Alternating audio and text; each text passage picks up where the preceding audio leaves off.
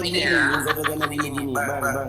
Kalau kau tak punya jawaban turun aja bang. Kau jangan lagi mau banyak betul bang. Kepada siapa saya nanya tadi kan gitu. Nah, katanya kan menebus dosa, nebusnya ke siapa gitu loh. Nah, contoh, ya, bang Tio transfer uang ke siapa? Ke siapa bang Tio transfer uang? Aku jawab Bang Faruk. Selesai toh? Kamu tanya kepada siapa kok muter sana muter sini tak apa? Yalah. Emang Kristen kau ini ya? Tak malu kau? Cuman yang bingungnya lagi, kok masih Kristen lagi ya? Coba. Kakak Lina. Ya, aku Kristen juga kok. Oh yaudah, jawab kak. Kepada siapa Yesus menebus dosa kak? Silakan.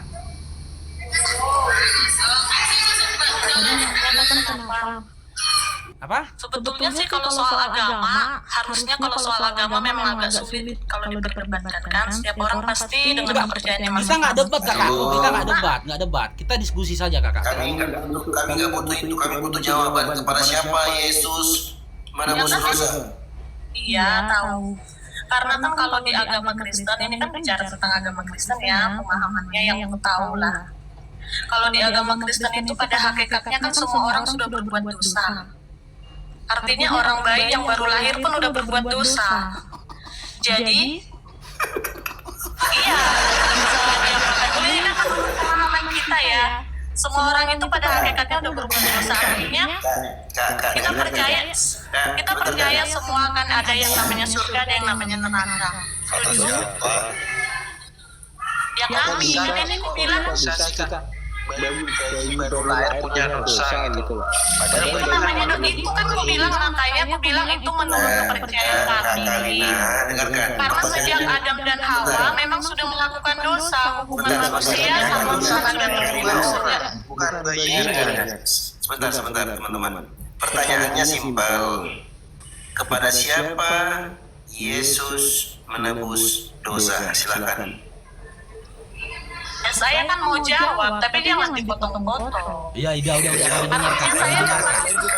Iya, kami dengar. Ya, diam dulu teman-teman. Biar dijawab kakak ini dulu, diam. Kalau di agama Kristen, tep layar teman-teman, tep layar ya, tolong ya. Kalau di agama kami, Allah itu kasih, tapi Allah itu juga adil. Artinya dia tuh punya kasih yang besar sama umat manusia, tapi dia juga Allah yang adil. Artinya setiap yang namanya dosa pasti masuk ke neraka. Jadi sejak ada dosa dari Adam dan Hawa, itu yang namanya dosa turunan, itu kan yang kami percayai ya. Makanya aku bilang dari mulai Adam dan Hawa melakukan dosa. Bentar, aku potong nggak? Kakak ini apa? Kami nanya apa? Kau jawab. Tanya itu simpel. Kepada siapa Yesus?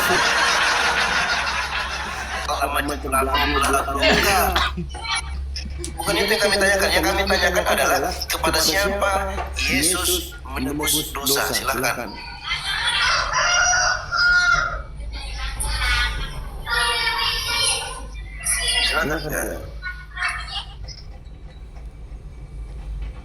Yesus menebus dosa. Silakan.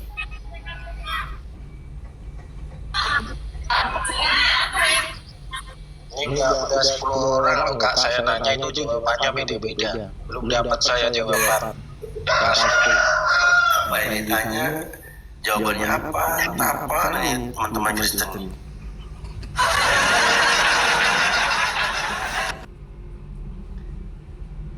Kakak Lina, masih mau menjawab kakak? Kakak Lina? Ya. Ya silakan ditanggapi kak. Kepada siapa Yesus itu nebus dosa manusia kak? Silakan.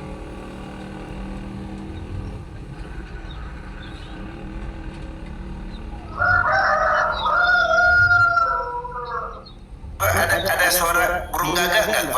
Kuek, ada nggak suara burung gagak? Suara ayam itu bang, dia bukan. Suara burung gagak gitu loh. Enggak dengar. Suara gitu, efek gitu. Oh kecil ya, kecil bang, kecil suara efek abang kecil. Kebalik mungkin itu Bang Dio. Ya, Colokannya kebalik mungkin itu bang. kenapa? Colokan, abang pakai soundcard kan? Pertanyaannya sebetulnya kenapa masih di Kristen? Oh iya, aku lupa ada soundcard. Bentar, aku pasang dulu. Iya silakan. Iya silakan Kakak Lina, silakan.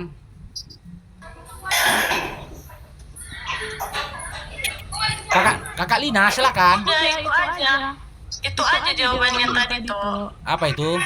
Terus tadi kan pertanyaannya ini kenapa masih di Kristen? Oh. Gimana sebetulnya aku jawab? Oh, itu mau nanggapin ini kenapa itu masih di Kristen? Iya. Oke, silakan. Kenapa Iya. itu masih di Kristen? Silakan. Kalau aku kenapa masih di Kristen? Karena pengalaman pribadi lah.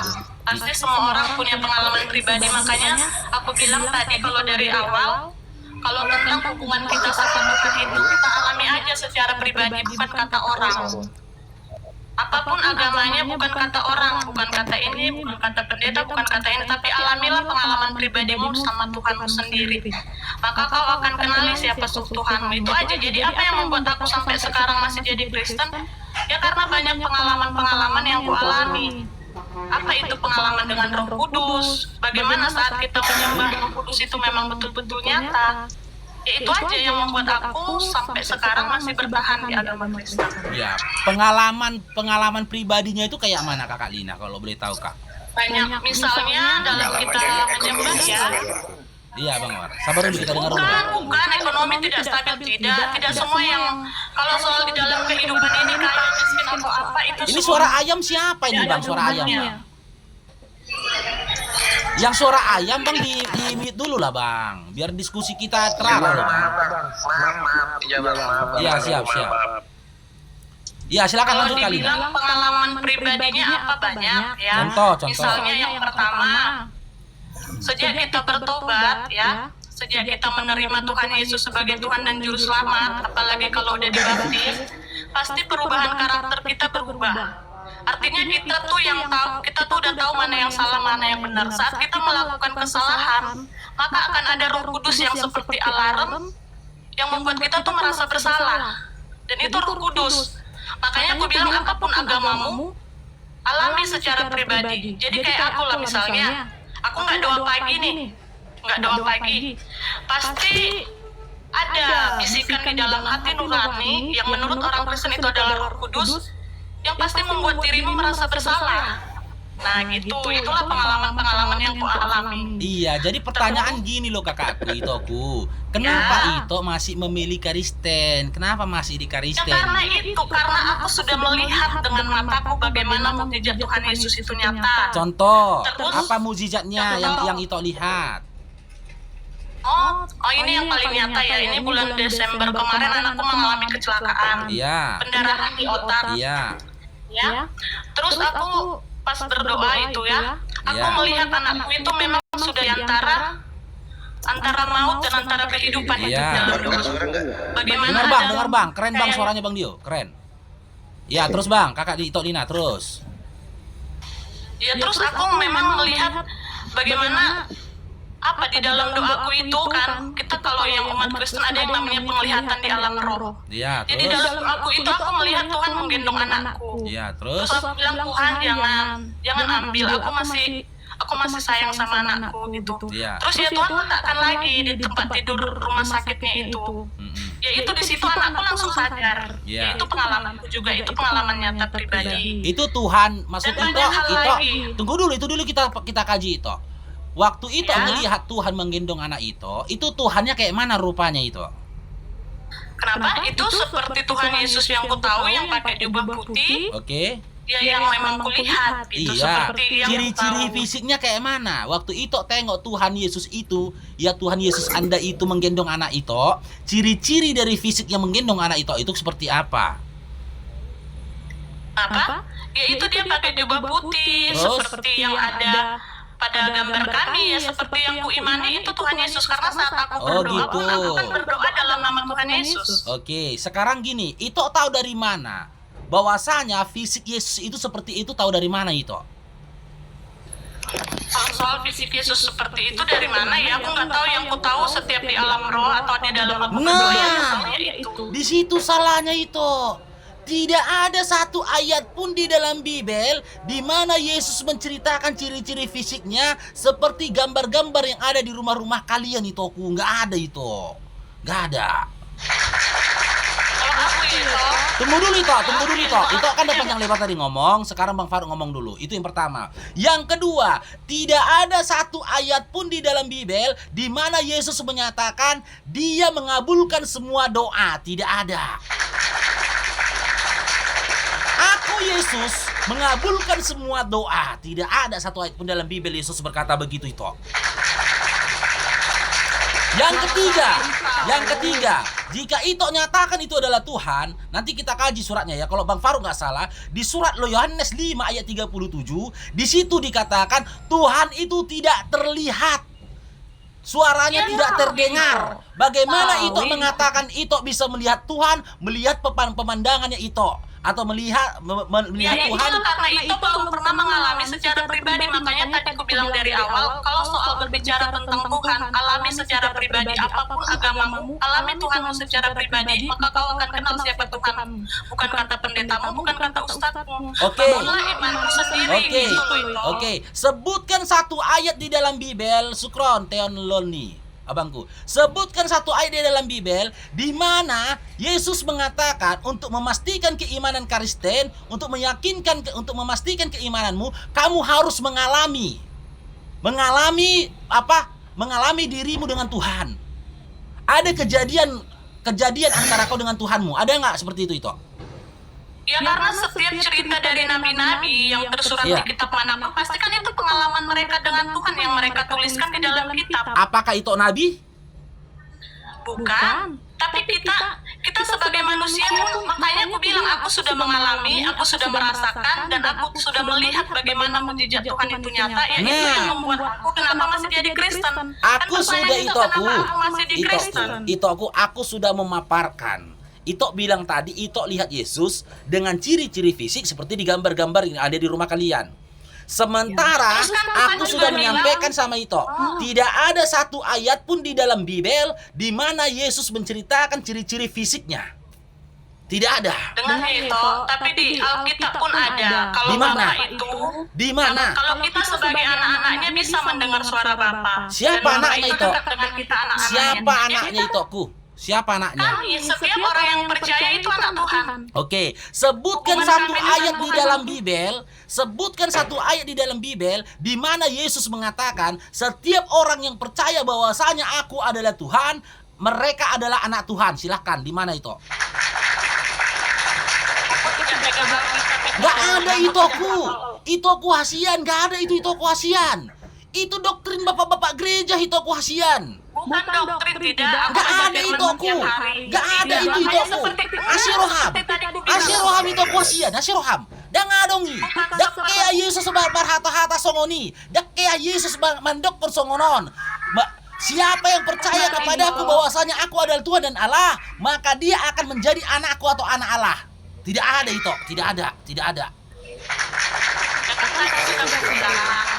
Balik lagi seperti tadi sudah aku bilang itu, aku sudah mengalami bagaimana Bapa atau Tuhan itu menganggapku seperti anak. Dan aku sudah mengalami hubungan yang namanya Bapa dan anak. Bagaimana menyembah di dalam hadirat Tuhan.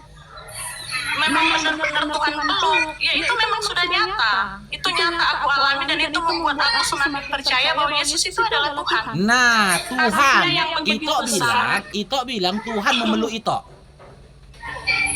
Ya. Iya. Bagaimana ciri-ciri fisik dari Tuhan yang memeluk itu silahkan.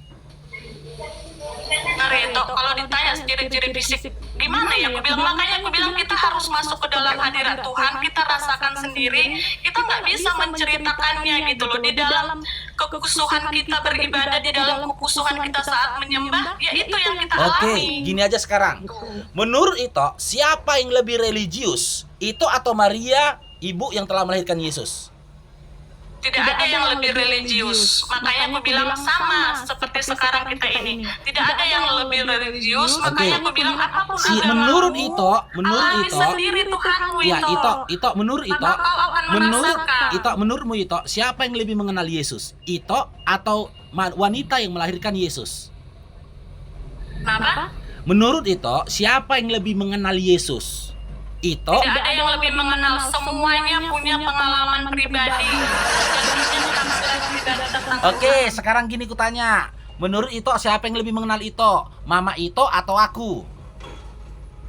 Ya mamaku. Nah, sekarang kutanya, Tapi untuk siapa yang mengenal lebih mengenal seseorang, Yesus?